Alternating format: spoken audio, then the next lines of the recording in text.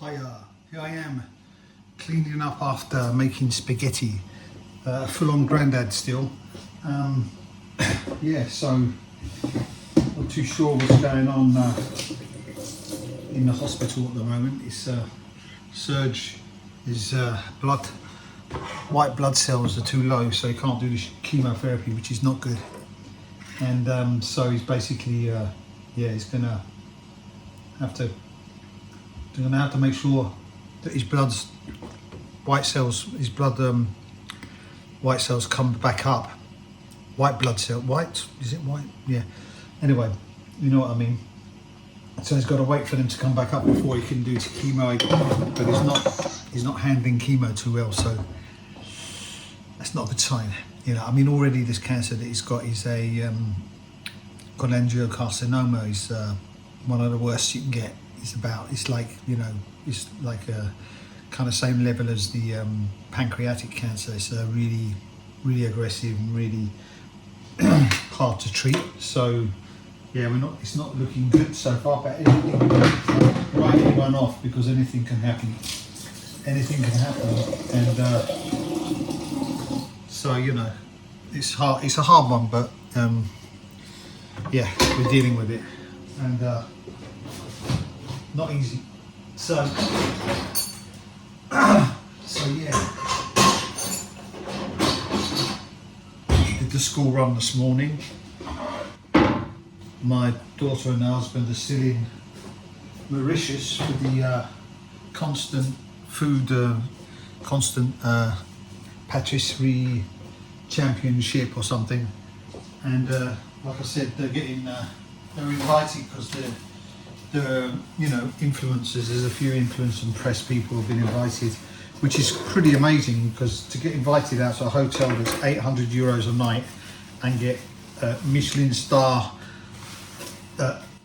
chefs making you food morning, noon and night is an exceptional thing, and I'm glad they went, because it's good for Nico and his business and all the rest of it. And you know, we need him to be successful, you know, not to, you know, I don't think it's a good idea to sort of, you know, hold back on that. There's enough of us here to take care of stuff at home, you know. So, and they're only gone like 10 days in all, Elisa and Nico a week, so it's not too bad, you know what I mean. They'll be back, and I don't think they'll be moving now because of the situation here, which is not a good one, but what can you do? I mean, this is part of the life, you know. I mean, I went through it myself. I mean, I had literally, which was stage 4 metastatic prostate cancer, Gleason 10. They were giving me about 24% chance to make 5 years, and I'm at 3 years now. So 3 years, exactly 3 years. It was this time 3 years ago, and I'm in remission, full remission. Still on a bit of hormone therapy, so I'm still keeping it at bay. So I'm in remission without being in remission, but I am. So things are kind of like, you know, but the differences between me and some other people is that I stopped drinking completely 2 years before I got cancer. I never smoked, and I was in very, very good health. So my body was able to take the treatment, and I think the most important thing is the first initial bout of treatment is very important, because if they can give you the maximum of what they can give you, then you've got a maximum of chances to get through to the next stage of treatment. And mine went really, really well. So like I said in other videos, I came through that really, really well. So I was able, I mean, both my oncologist and my urologist say I'm a bit of a miracle case, you know what I mean? It's like, wow, you did so well. But I think fasting, walking every day, exercising every day, that made the difference, you know what I mean? So that's my advice to people going through this, is that you've got to have a good vehicle. Your body's got to be in good shape to take this treatment, yeah? So if you get to 50 and you're still okay, make sure you keep that body good, your legs, everything in good health. Because the day you do get something, it might not be cancer, it might be something else. At least if you're in good health, your heart's in good health, your lungs and your organs are in good health, you can handle the treatment they throw at you. Otherwise, if you've got like diabetes and all sorts of, you know, other things going wrong, then you might have trouble, you know. But anyway, just my thoughts on that. I'm not a doctor, so don't, you know, whenever you've got something wrong with you, always go and see your doctor. Don't look at YouTube. You can find out information on YouTube, on the internet about what you've got, but you can't, you know, start diagnosing yourself with stuff without going to a doctor. Anyway, so I'm going to carry on with my day, and I will maybe catch you later. Walking up the hill, listening to Oleta Adams' 2006 album, Let's Just Stay Here or something, I think the title is. Yeah, I sometimes go back and listen to old albums, just kind of reminiscing, and it makes me feel, I think music is a time machine, yeah? Takes you back to certain times in your life. But also, sometimes I listen and then I feel grateful, because sometimes these records represent or make me think of a time that was difficult in my life. It's going through bankruptcy or whatever, and it makes me feel grateful for what I have now, how good I feel about my life at the moment, you know. And I think it's important to look back and see where we've come from, you know, and understand the problems that we've been through. It's important. It's an important lesson in life, and to be grateful for what you got. And you know, me living in Corsica is just, I think, one of the best things that's happened to me, although there's been up and downs and lots of things going on, but it definitely was the best move I made, because living on the continent was yeah, man, aggressive place to live. And I really like Corsica now. So yeah, just walking up the hill with the dog. Here he is, the dog, the one and only Flappy. His name is Flappy Bird, after the game Flappy Bird. It's my son-in-law named him Flappy Bird because he doesn't like him, because he never wanted a dog. And it was my daughter that insisted getting a little. It's got a little puppy. It'd be a nice little small dog. Yeah, look at it. It's a pointer. I mean, pointers are not small dogs, and pointers need to run. They run really fast. They're nearly as fast as greyhounds, these dogs.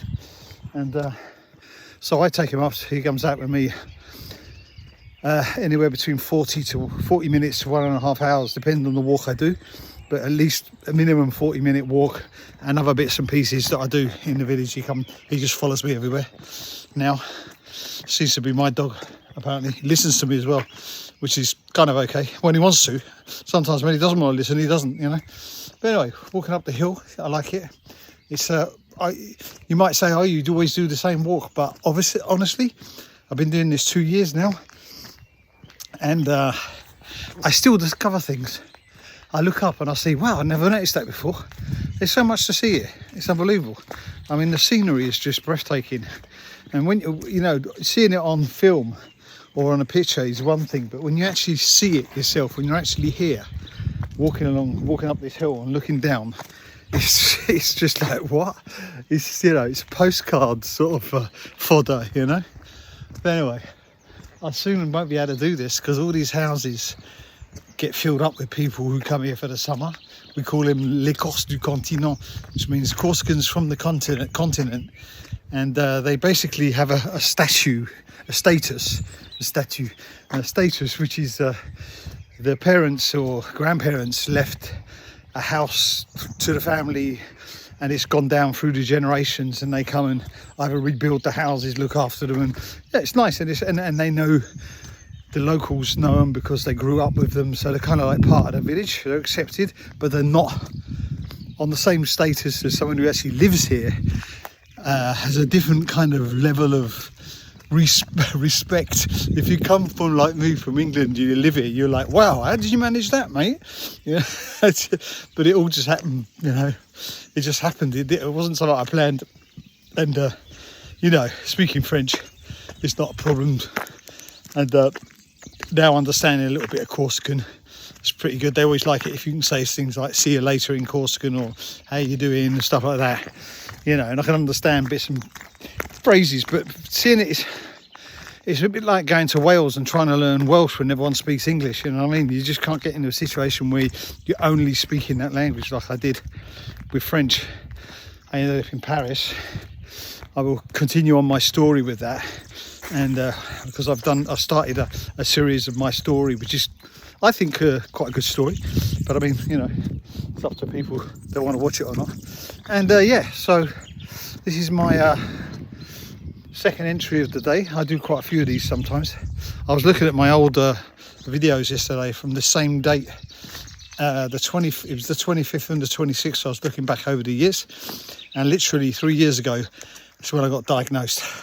When I found out I had metastatic, I found out it was in the bones, and it was like, you can't get cured, mate. You ain't got long. What? Well, I fucking showed them, didn't I? Anyway, so yeah, so it's weird to go back and look at stuff, and you forget about certain dates, you know. Certain dates are very important and very special. And yeah, so now walking up this hill is my main occupation now in life. Nah, I still make music and stuff. I do stuff. I release stuff under my own name, actually. At the moment on Tracksource, and it's jazzy house stuff, and seems to be doing all right. I mean, I get in the charts every time I put a track out, which is, yeah, it's just a small niche kind of music anyway. It's not, I do work in the pop music world as well, but I'm always like behind the scenes, either mixing, mastering, or producing. I mixed a few tracks, mastered them. They went to #1 in Australia with a DJ who's doing really well out there. And I mix and master most of his stuff. Just stuff like that keeps me busy. I'm working with Kid Massive, but I'm going to call him back actually. Anyway, yeah, he called me. I'll catch you later. Cheers.